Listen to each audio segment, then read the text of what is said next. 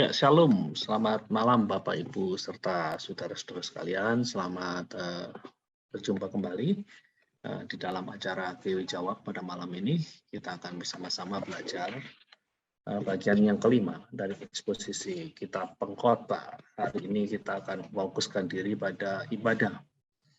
Bapak Ibu serta saudara-saudara sekalian, ketika kita berbicara mengenai ibadah, pada hari-hari ini ibadah adalah sebuah topik yang cukup hot atau cukup panas ya, saudara-saudara sekalian. Nah, dari banyak perdebatan-perdebatan mengenai bagaimana cara beribadah yang seharusnya. Bahkan ada seseorang yang mengatakan kalau Anda ingin membuat gereja gampang terpecah belah, ya perkenalkan saja perubahan cara beribadah. Perubahan cara beribadah kerap kali menjadi titik awal terjadinya perdebatan, perpecahan di dalam sebuah gereja.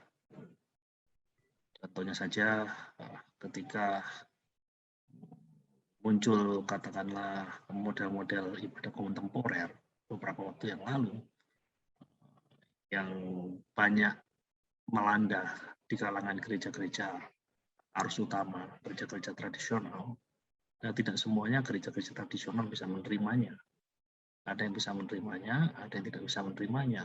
Yang tidak bisa menerimanya, yang kemudian terjadi, ya kalau tidak terjadi perpecahan, ya sebagian dari jemaat yang ada di dalam gereja tersebut kemudian meninggalkan gereja itu dan berpindah ke gereja yang lain yang bisa mengakomodasi apa yang menjadi interest dan keinginan mereka. Nah, saudara-saudara sekalian, hari ini kita mau belajar banyak mengenai ibadah dari sudut pandang pengkhotbah. Memang fokus kita bukan hal-hal yang terkait dengan ibadah, perdebatan-perdebatan ibadah yang banyak dibicarakan hari-hari ini. Apakah kita harus mengikuti ibadah yang kontemporer, ataukah kita harus stick pada ibadah-ibadah yang tradisional. Kita tidak banyak membahas hal tersebut, tapi kita hari ini lebih banyak membahas mengenai bagaimana kita sebagai pribadi menyiapkan diri dengan baik sebelum kita beribadah, dan kemudian bagaimana kita bisa bersikap dengan baik dan benar selama beribadah, dan pada akhirnya apa yang harus kita lakukan sesudah kita beribadah. Tentu saja kita berbicara beribadah di sini dalam konteks bukan beribadah secara luas, tapi dalam konteks beribadah secara sempit, yakni kalau kita mau terapkan pada hari ini, ketika kita mau ke gereja itu harus seperti apa? Ketika ada di gereja harus seperti apa? Nah, sesudah keluar dari pintu gereja harus seperti apa? Nah, itu yang akan kita bicarakan. Nah, jadi sekali lagi topik kita pada hari ini adalah beribadah dengan benar. Beribadah dengan benar. Teks yang akan kita baca itu terdapat di dalam Pengkhotbah pasal 4 ayat 17 sampai dengan Pengkhotbah 5 ayat 6. Pengkhotbah pasal 4 ayat yang ke-17 sampai dengan Pengkhotbah pasal 5 ayat yang ke-6. Izinkan saya membaca bagian tersebut. Jagalah langkahmu kalau engkau berjalan ke rumah Allah. Menghampiri untuk mendengar adalah lebih baik daripada mempersembahkan korban yang dilakukan oleh orang-orang bodoh, karena mereka tidak tahu bahwa mereka berbuat jahat. Janganlah terburu-buru dengan mulutmu, dan janganlah hatimu lekas-lekas mengeluarkan perkataan di hadapan Allah, karena Allah ada di surga dan engkau di bumi. Oleh sebab itu biarlah perkataanmu sedikit. Karena sebagaimana mimpi disebabkan oleh banyak kesibukan, demikian pula percakapan bodoh disebabkan oleh banyak perkataan.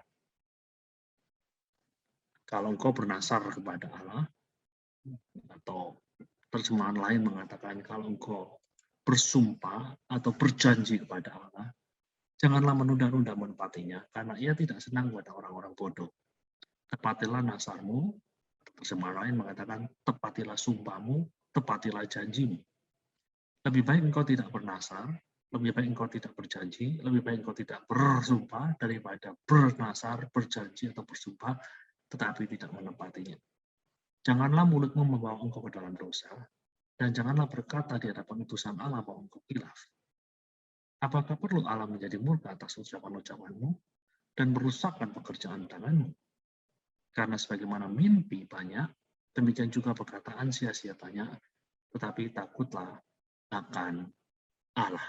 Nah, Bapak Ibu serta saudara-saudara sekalian, sebelum kita membahas bagian ini lebih lanjut, saya ingin mengatakan kepada Anda, kalau di hadapan Anda ada Alkitab berbahasa Inggris, itu ada perbedaannya dengan Alkitab kita yang berbahasa Indonesia.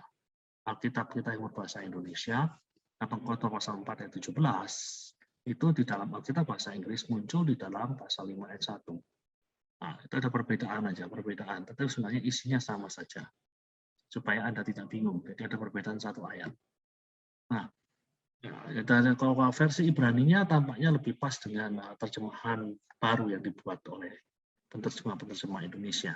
Nah, oke, jadi kita sudah membaca Pengkhotbah pasal 4 ayat 17 sampai dengan pasal 5 ayat 6. Nah, saya mencoba untuk membuat bagian ini lebih mudah untuk Anda ikuti dengan membuatkan semacam outline atau garis besar. Jadi outline-nya kurang lebih seperti ini. Jadi bagian atau perikop yang kita baca ini dapat kita bagi menjadi 3 subbagian. Bagian yang pertama berbicara mengenai persiapan untuk beribadah. Itu terdapat di dalam ayat 17 dari pasal yang keempat. Dan kemudian sikap selama ibadah itu terdapat di dalam pasal 5 ayat 1 sampai ayat yang kedua. Dan kemudian yang ketiga, subbab bagian yang ketiga terdapat di dalam pasal 5 ayat 3 sampai 5. Kita bagian tersebut berbicara mengenai tindakan-tindakan yang harus dilakukan selama ibadah itu apa saja. Oke, mari kita lihat bagian yang pertama. Bagian yang pertama, persiapan untuk ibadah. Sekali lagi saya bacakan, jagalah langkahmu kalau engkau berjalan ke rumah Allah. Menghampiri untuk mendengar adalah lebih baik daripada mempersembahkan korban yang dilakukan oleh orang-orang bodoh. Karena mereka tidak tahu bahwa mereka berbuat jahat. Jadi kata kunci dari bagian ini adalah jagalah. Kata kuncinya adalah jagalah. Atau terjemahan lain mengatakan berhati-hatilah. Jagalah langkahmu kalau engkau berjalan ke rumah Allah. Kalau engkau berjalan ke rumah Allah, berhati-hatilah. Jaga. Jadi sekali lagi dari kalimat ini kita tahu bahwa kalimat ini sedang berbicara mengenai fase persiapan sebelum seseorang masuk ke dalam rumah Allah. Kalau pada zaman dahulu sebelum seseorang itu berada di bait Allah, katakanlah kalau kita berbicara konteksnya pada zaman Salomo, yang ada di sana adalah bait Allah Yerusalem yang dibangun oleh Salomo, anak Daud. Tapi kalau kita berbicara pada hari ini, kita berbicara mengenai rumah Allah. Rumah Allah di sini bisa rumah Allah secara fisik. Kalau di gereja kita, rumah Allah yang ada di Jalan Dr. Susilo 3 nomor 17. Atau kalau hari-hari ini kita berbicara mengenai, katakanlah ibadah online, rumah Allah. Ini berbicara mengenai rumah Allah secara virtual.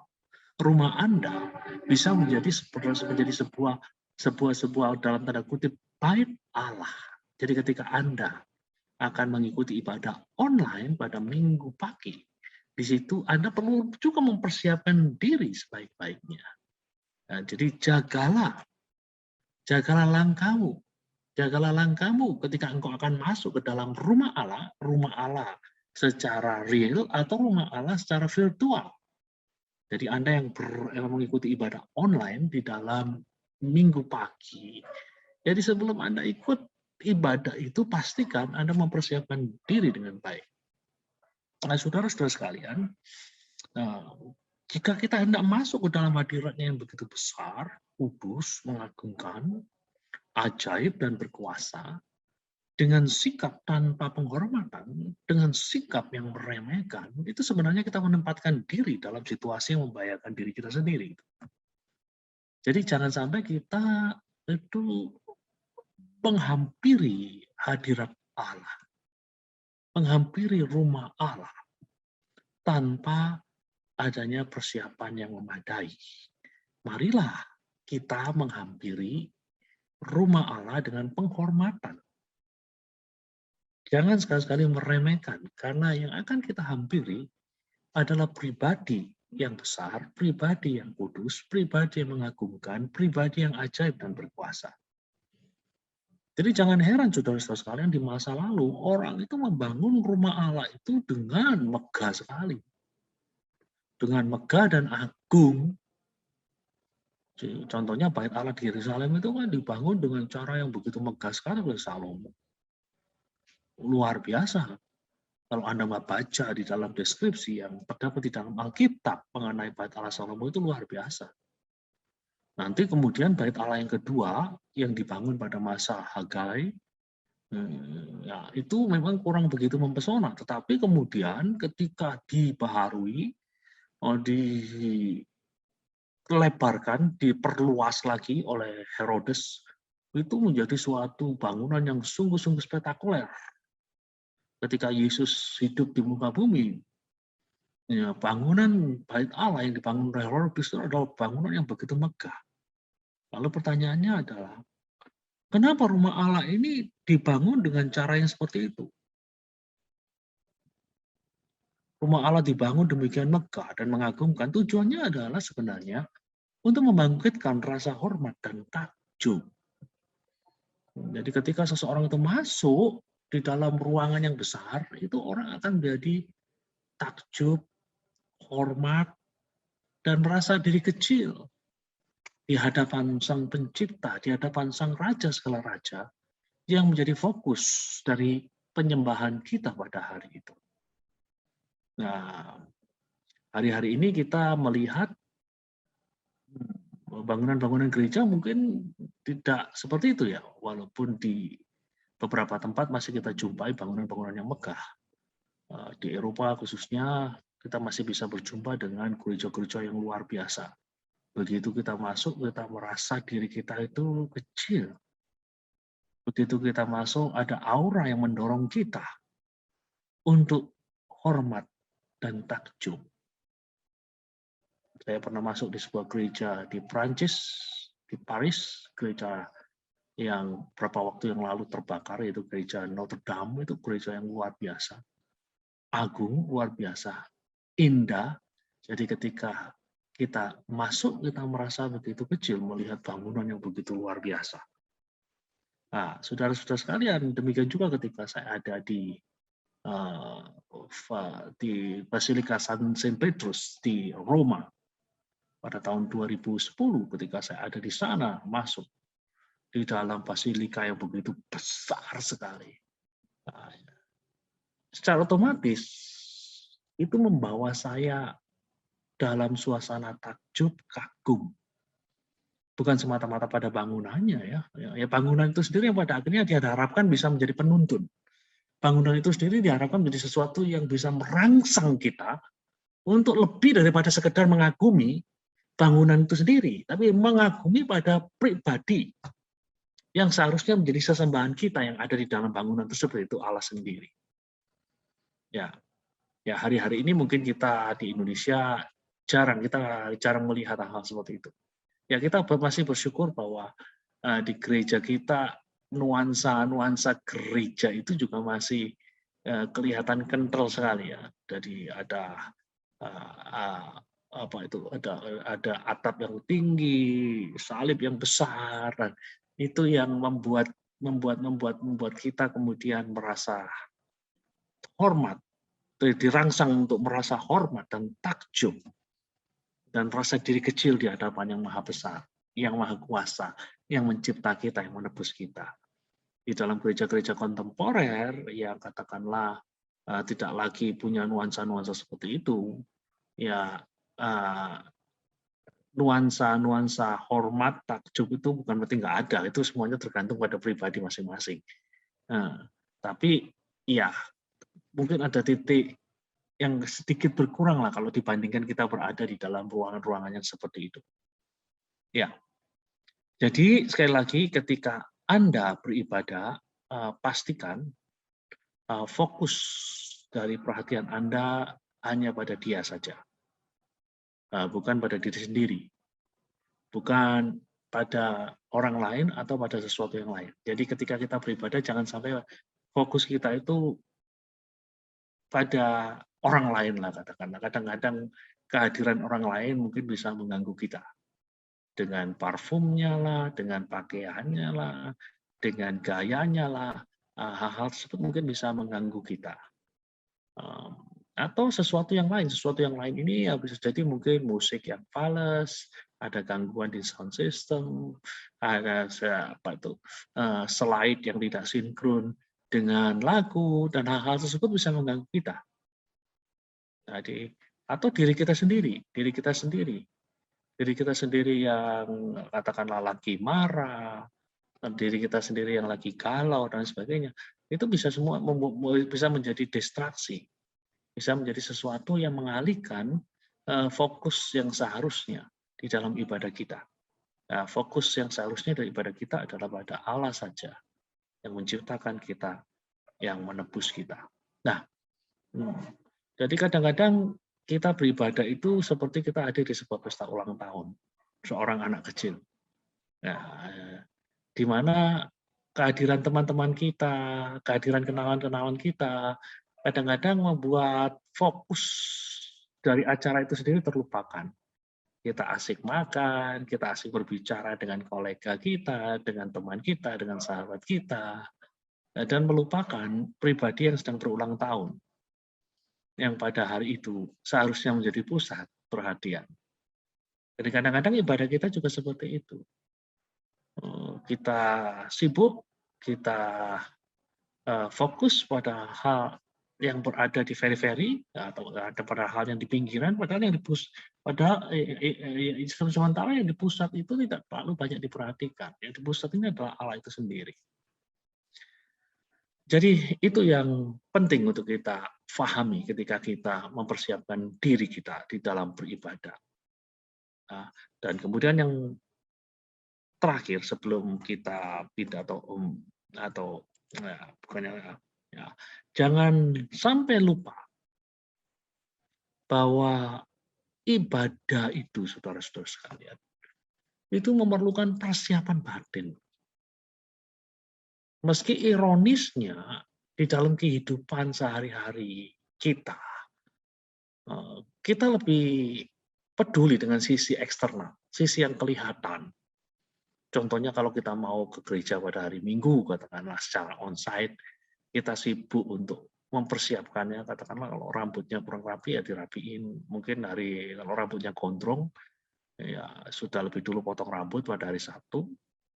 Kalau rambutnya sudah ada uban, ya kemudian disemir dulu pada hari Sabtu, disiapkan baik-baik supaya kalau ketemu orang itu katakanlah tidak sampai kita mati gaya, gitu loh.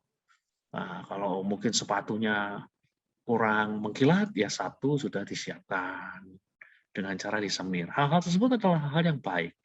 Tapi kadang-kadang kita lupa bahwa ibadah itu bicara mengenai batin sebenarnya. Bukan berarti yang lahir nggak penting. Tapi kita lebih berbicara mengenai batin. Gitu. Pertanyaannya adalah ketika kita mau memasuki katakanlah hari Minggu, baik secara onsite maupun secara online, apakah kita itu sudah mempersiapkan batin kita sebaik-baiknya? Sama seperti kita mempersiapkan sisi eksternal kita sebaik-baiknya. Seperti pada hari Minggu kita pastikan baju yang akan dipakai sudah disetrika, sepatu sudah bersih. Pertanyaannya adalah, apakah batin kita sudah disiapkan sebaik-baiknya? Batin kita sudah bersih, bersih dari dosa, bersih dari kebencian, bersih dari kemarahan, bersih dari kejengkelan, bersih dari kekecewaan. Apakah kita sungguh-sungguh berdoa? Apakah kita sungguh-sungguh rindu untuk menyelaraskan hati dan pikiran kita dengan irama rohani yang sudah diatur oleh Tuhan? Nah, inilah yang bisa kita pelajari, saudara-saudara sekalian, dari kitab Pengkhotbah ketika kita membaca, jagalah langkahmu kalau engkau berjalan ke rumah Allah. Nah, itu. Jadi itu hal yang penting, saudara-saudara sekalian. Jadi jangan hanya siapkan sisi eksternal, namun sisi batinnya pun perlu untuk dipersiapkan sebaik-baiknya. Dan kadang-kadang kita juga mengeluh dengan ibadah yang membosankan dan kering. Ya sebagian ya mungkin hal ini terjadi sebagian mungkin oleh karena ya kesalahan di tangan para petugas pelayanan. Katakanlah mungkin bagian musik, bagian worship leader, bagian singer tidak berlatih dengan baik, tidak mempersiapkan diri dengan baik, sehingga pada akhirnya terjadi ibadah yang membosankan. Demikian juga pengkhotbah. Pengkhotbah tidak mempersiapkan diri dengan baik, sehingga pada akhirnya yang terjadi adalah ibadah yang membosankan dan kering. Jadi sebagian kesalahan mungkin ada di tangan para petugas pelayanan. Namun, sebagian juga bisa disebabkan oleh ketidaksiapan kita sebagai jemaat. Kita tidak mempersiapkan batin kita dengan baik. Kita tidak mempersiapkan hati kita seperti tanah yang siap untuk menampung curahan air berkat-berkat rohani yang berasal dari Tuhan. Sehingga akibatnya adalah ya kita merasakan ibadah yang menjemukan, ibadah yang membosankan, karena kita sendiri kurang siap. Kita tidak mempersiapkan diri dengan baik. Derek Tidball, seorang rohaniwan dari Inggris menulis, jadi ketika beribadah, berhati-hatilah. Jika tidak ada maksud dari pihak kita sebagai penyembah untuk membiarkan Allah berkomunikasi dengan kita, kita sedang melakukan ibadah orang-orang tolol. Jadi Derek Tidball mengatakan kalau kita tidak siapkan diri kita baik-baik, maka sebenarnya kita tidak siap untuk mendengar Allah berbicara kepada kita. Kita tidak siap membiarkan Allah berkomunikasi dengan kita. Dan menurut Derek Tidball, ketika itu terjadi, ibadah yang kita lakukan sebenarnya ibarat ibadah yang dilakukan oleh orang-orang tolol. Ibadah yang sama sekali tidak ada maknanya. Ibadah yang meaningless, tanpa makna. Nah, itulah bagian pertama dari pengkhotbah pasal 4 ayat 17 sampai pasal 5 ayat 6 yang kita bahas pada hari ini. Mari kita masuk di dalam bagian yang kedua, sikap kita selama beribadah. Pengkhotbah pasal 5 ayat 1 dan pengkhotbah pasal 5 ayat 2. Nah, di sana dikatakan, janganlah terburu-buru dengan mulutmu, dan janganlah hatimu lekas-lekas mengeluarkan perkataan di hadapan Allah. Karena Allah ada di surga dan engkau di bumi, oleh sebab itu biarlah perkataanmu sedikit. Karena sebagaimana mimpi disebabkan oleh banyak kesibukan, demikian pula percakapan bodoh disebabkan oleh banyak perkataan.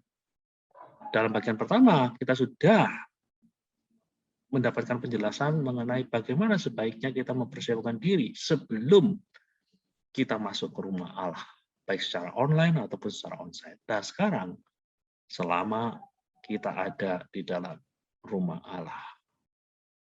Kalau di bagian pertama, kata kuncinya adalah berhati-hatilah atau jagalah. Di dalam bagian yang kedua, kata kuncinya adalah diam.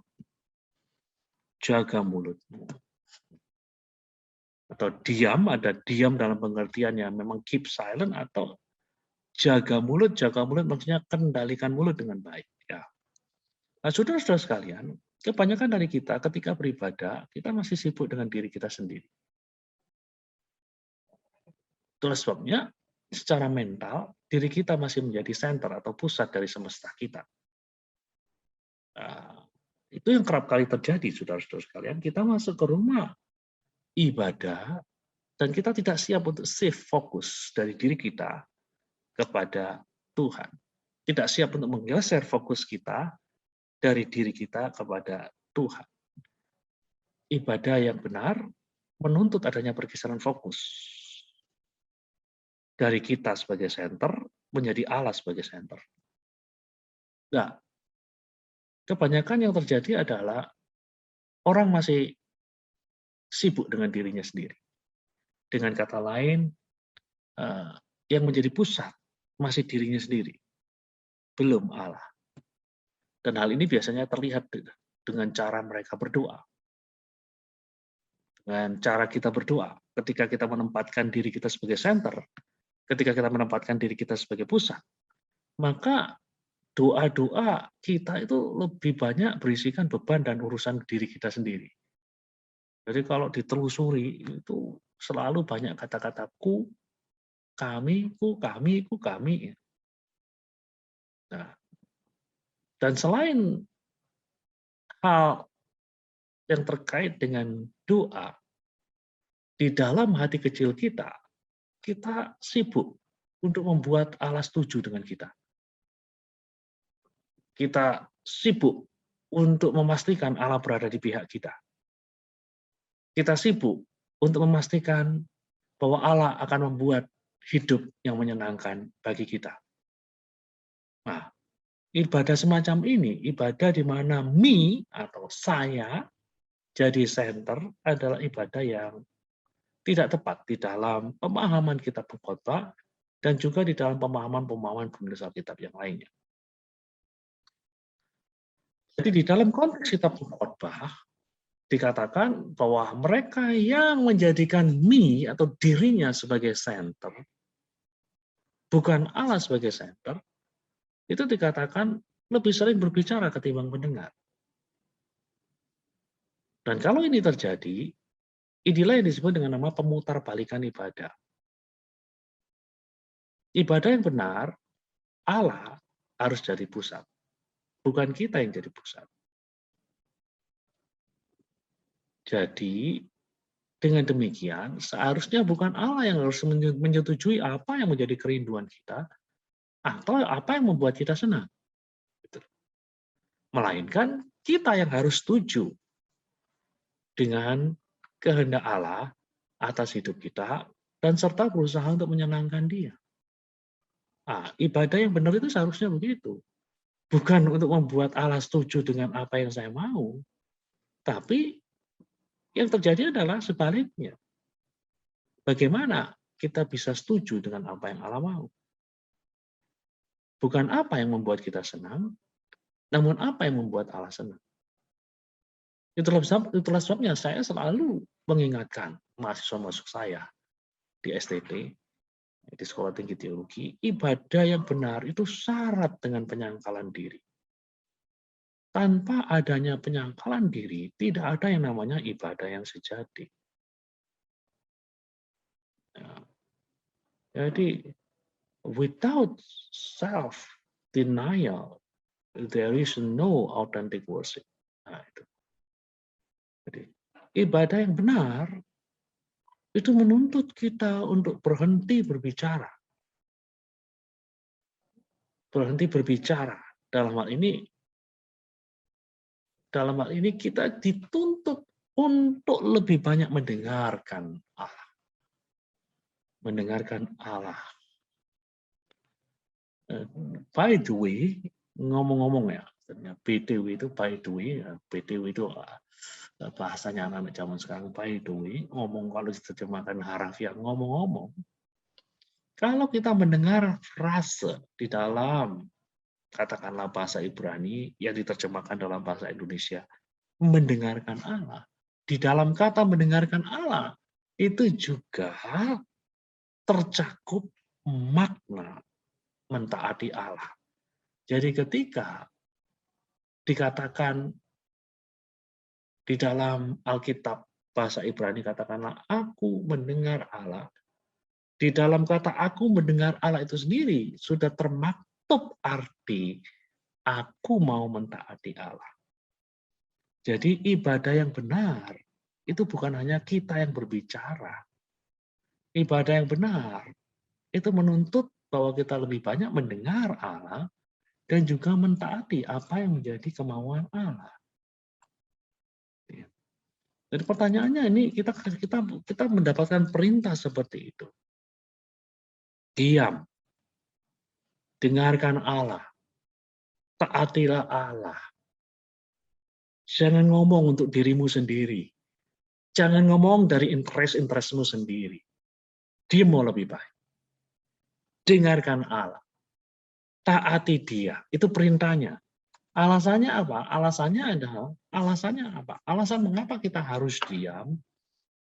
Alasan mengapa kita harus berhati-hati di dalam beribadah? Dari Kohelet itu pengkhotbah menjawab dengan kalimat yang bagi kita mungkin agak samar ya. Dikatakan karena Allah itu ada di surga, dan engkau ada di bumi. Jadi saya mencoba untuk menjelaskan kalimat ini. Apa sih artinya? Allah ada di surga, engkau ada di bumi. Ini yang menjadi alasan. Alasan Anda perlu mendengar, Anda perlu mentaati Allah, Anda tidak banyak ngomong dari diri Anda sendiri, Anda tidak banyak ngomong dari interest-interest Anda sendiri, itu ada dasarnya. Dasarnya adalah Allah itu ada di surga, engkau ada di bumi. Maksud dari kalimat ini jelas. Ada perbedaan kualitatif di antara Allah dan kita. Perbedaan kualitatif yang tidak terhingga di antara Allah dan diri kita. Jadi saya dan Allah itu beda. Ada beda mutu. Dan beda mutunya itu sangat jauh sekali. Kalau di dalam matematika itu disimbolkan dengan kata tak terhingga, tak terseberangi. Ada perbedaan mutu yang sangat jauh sekali. Betul manusia diciptakan sebagai gambar Allah. Betul manusia diciptakan sebagai teladan Allah, tetapi di antara manusia dan Allah itu ada perbedaan kualitas yang sangat jauh sekali. Seseorang pernah menuliskan kalimat seperti ini. Allah itu tidak terbatas, kita terbatas. Jauh, kualitasnya beda. Allah itu kekal, kita tidak kekal. Allah tidak terlihat, kita terlihat. Allah Maha Kuasa, kita lemah. Allah kudus, kita orang-orang berdosa. Allah itu sepenuhnya murni, tanpa dosa, kita itu ternoda. Allah itu Maha tahu, kita tidak tahu apa-apa, alias bodoh. Allah tidak berubah, kita berubah-ubah. Allah setia, kita tidak setia. Allah itu Maha kasih, kita paling-paling hanya tahu sebagian dari kasih. Nah, saudara-saudara sekalian, ini lihat, ada perbedaan kualitas yang sangat jomplang. Perbedaan kualitas yang tidak terseberangi. Dan inilah yang menjadi dasar atau alasan yang kuat untuk mendengarkan Allah. Alasan yang kuat untuk mendengarkan Allah karena apa? Lihat di atas, Allah itu tidak terbatas, kita terbatas. Jadi kita perlu mendengarkan, bukan menggurui Allah. Bukan istilahnya menuntun Allah, biarlah dia yang menuntut kita. Nah, dia tidak terbatas, kita terbatas. Dia Maha tahu, kita bodoh. Dia Maha kuasa, kita lemah. Jadi hal yang terbaik adalah mendengarkan, mentaati, bukan menggurui Allah. Bukan menuntun Allah. Bukan menuntut Allah juga. Jadi ini loh kualitas Allah yang luar biasa itu. Yang jauh di atas kita itulah yang menjadi dasar bagi kita. Untuk mendengar dan mentaati dia. Nah dari kalimat ini juga, di mana ada perbedaan kualitas di antara Allah dan kita, ada alasan yang kuat pula dari kita untuk tidak membodohi Allah dengan kata-kata indah. Kadang-kadang kita berdoa dengan kata-kata indah yang membuat orang lain terkesan. Kadang-kadang kita berbicara dengan kata-kata indah dan membuat orang-orang lain takjub. Namun, bisa jadi kata-kata yang membuat orang lain itu takjub, itu tidak berarti apa-apa bagi Allah di surga. Yang mengetahui apa isi hati kita. Jadi kita bisa saja memainkan sandiwara di hadapan manusia, namun kita tidak bisa membohongi atau menipu Allah. Jadi mari kita belajar dari para pendoa agung yang banyak kita jumpai di dalam Alkitab. Bisa saja di dalam kehidupan Abraham, di dalam kehidupan Musa, di dalam kehidupan Paulus, dan tentu saja dari Yesus sendiri. Mereka mendasari doa-doanya di atas penghormatan yang tulus atas karakter Allah. Permohonan-permohonan mereka itu dipanjatkan atas karakter Allah. Ingat, bagaimana istilahnya negosiasi di antara Abraham dan Allah. Ketika Allah bermaksud untuk membinasakan Sodom dan Gomora. Perhatikan bagaimana cara Abraham bernegosiasi. Yang menjadi dasar daripada Abraham bernegosiasi adalah karakter Allah yang penuh kasih, penuh kemurahan. Di situ ada Abraham bernegosiasi dengan Allah. Dan negosiasi ini didasarkan oleh karakter Allah. Nah, saudara-saudara sekalian, di dalam kitab suci kita lihat pendoa-pendoa agung itu mendasari doa-doanya di atas penghormatan yang tulus atas karakter Allah, bukan mau carpe diem itu. Bukan mau-maunya sendiri, bukan. Tapi karakter Allah itu yang menjadi dasar. Itulah sebabnya mereka bisa berdoa dengan iman yang demikian besar dan menemukan bagaimana doa-doa mereka itu bisa dijawab.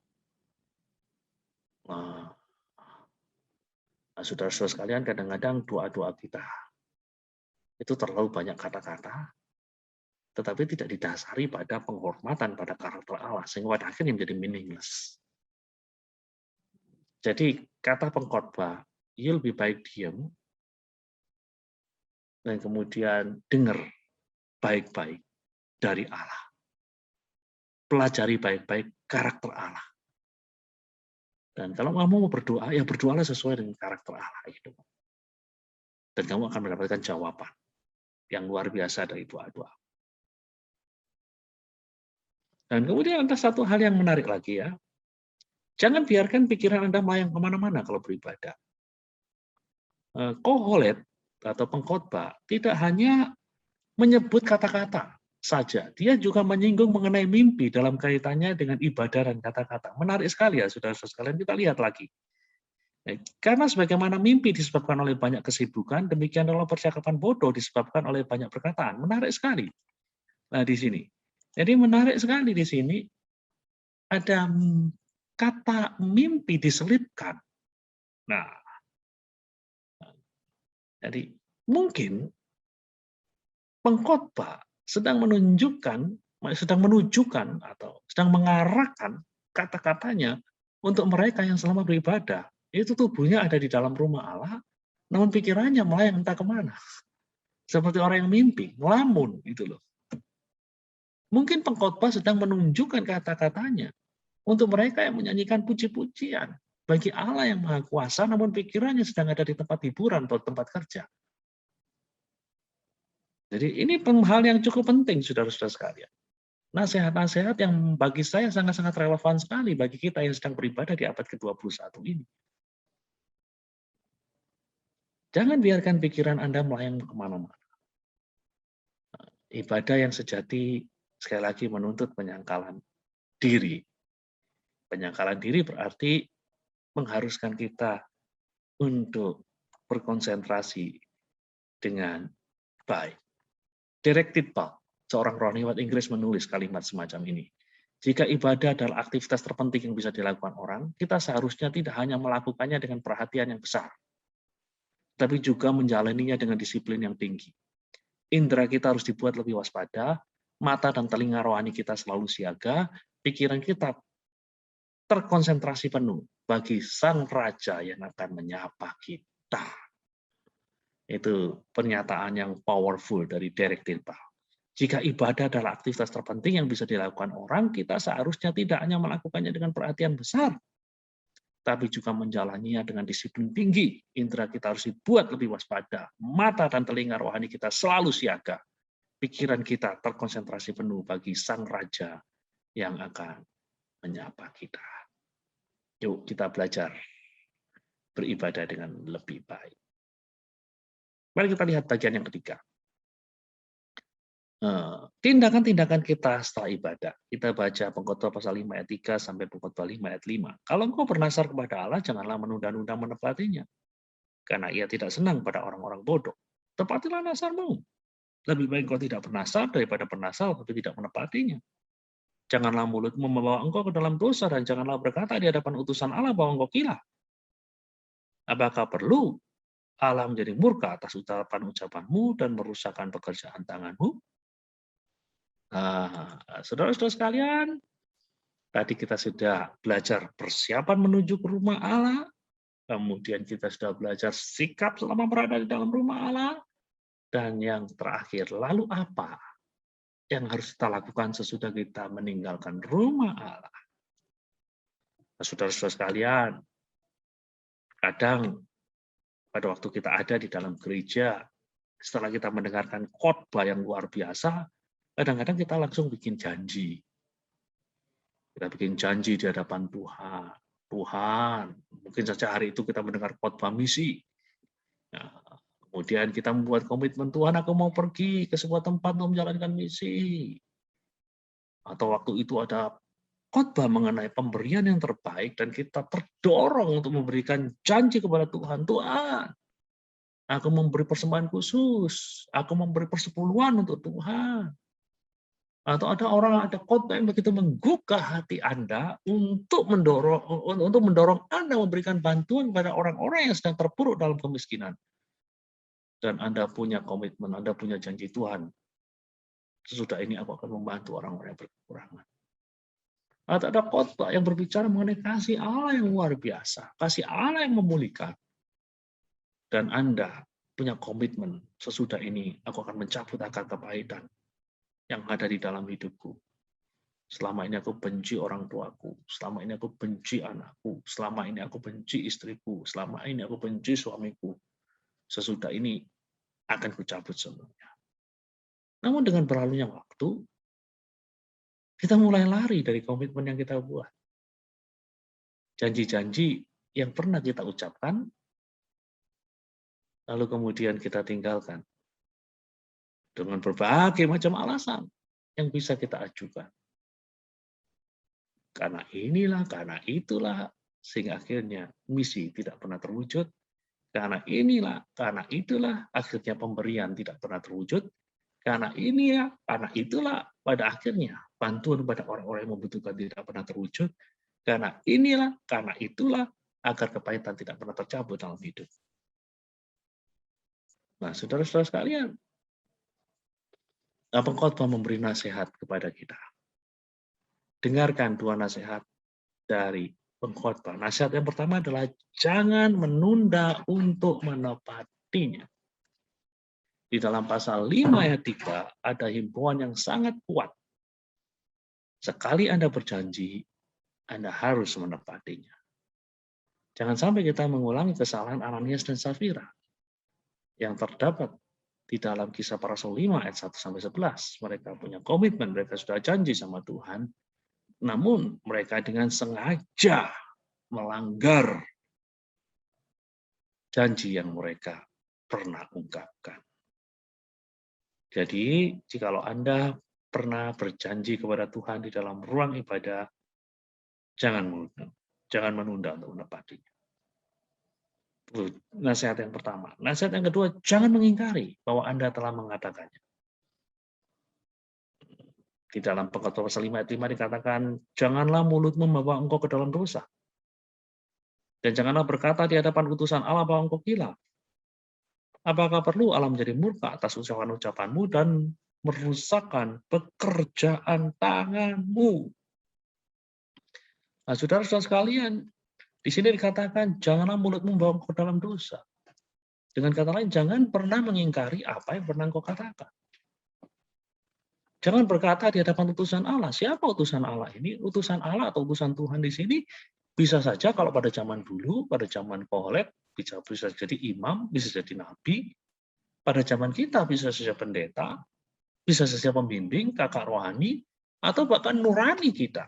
Hati nurani kita sendiri yang mengingatkan kita bahwa kita pernah berjanji. Ketika mereka ini sedang membantu Anda untuk menempati komitmen Anda, jangan mengeraskan hati Anda dengan mengingkari apa yang Anda pernah katakan. Jangan pernah berkata, aku nggak pernah mengatakan itu, padahal Anda tahu bahwa Anda pernah mengatakannya. Jadi, jangan ingkari apa yang pernah Anda janjikan. Karena sesungguhnya Anda sedang berbicara dengan Allah di sorga yang maha benar dan maha tahu akan segala sesuatu. Nah, saudara-saudara sekalian, inilah pembahasan kita pengkhotbah pada hari ini. Dan pembahasan kita pengkhotbah pada hari ini ditutup dengan satu kalimat yang penting sekali. Tetapi takutlah akan Allah. Takutlah akan Allah. Jadi baiklah kita beribadah dengan ini, dengan sikap ini, takut akan Allah. Takut akan Allah di dalam Alkitab itu bukan semata-mata takut oleh karena Allah itu kejam atau apa, bukan seperti itu. Takut akan Allah di dalam Alkitab, khususnya kalau kita lihat di dalam Perjanjian Lama, adalah takut yang lahir bukan saja karena kita berhadapan dengan katakanlah pribadi yang maha besar, yang punya kekuatan yang luar biasa, yang punya kuasa yang besar. Bukan hanya itu, tetapi takut di dalam kosakata Perjanjian Lama itu juga mengandung makna, ada rasa takjub yang luar biasa oleh karena kita berhadapan dengan sesuatu yang begitu agung, begitu indah. Nah, saya gunakan pengalaman saya pribadi, saya pernah ada di sebuah tempat yang namanya Three Sisters. Three Sisters itu adalah sebuah tempat yang cukup tinggi, tidak jauh dari kota Sydney. Di sana ada sebuah ngarai, ada sebuah lembah. Waduh, saya berada di ujung bukit tersebut. Yang saya rasakan adalah kengerian, namun pada saat yang sama juga ketakjuban oleh karena keindahan yang luar biasa. Jadi pada waktu saya ada di ujung dari ngarai itu, yang saya lihat adalah sesuatu yang mengerikan karena saya berhadapan dengan sebuah dataran yang begitu luas dan dalamnya saya nggak bisa ngukur. Begitu jatuh pasti ya dead. Tapi di situ juga ada keindahan yang sangat luar biasa. Jadi bercampur, ada kengerian, ada keindahan. Ada kengerian, namun juga ada rasa kagum dan takjub. Nah, gambaran mengenai takut akan Allah ya seperti itu. Kita ngeri berhadapan dengan Allah yang maha kuasa, yang maha besar. Dan pada saat yang sama, kita juga takjub pada waktu kita melihat Allah yang maha kuasa, Allah yang maha kasih, Allah yang penuh dengan hikmat. Jadi, takutlah akan Allah. Dan biarlah ini yang mendasari semua aktivitas ibadah formal kita. Sekali lagi, bagian yang sedang kita bicarakan di sini adalah ibadah di dalam pengertian formal. Karena kemudian kalau kita lihat di dalam bagian yang lain dalam Alkitab, ibadah sebenarnya kalau didefinisikan secara luas itu adalah seluruh kehidupan kita. Oke, kiranya Tuhan memberkati kita semua.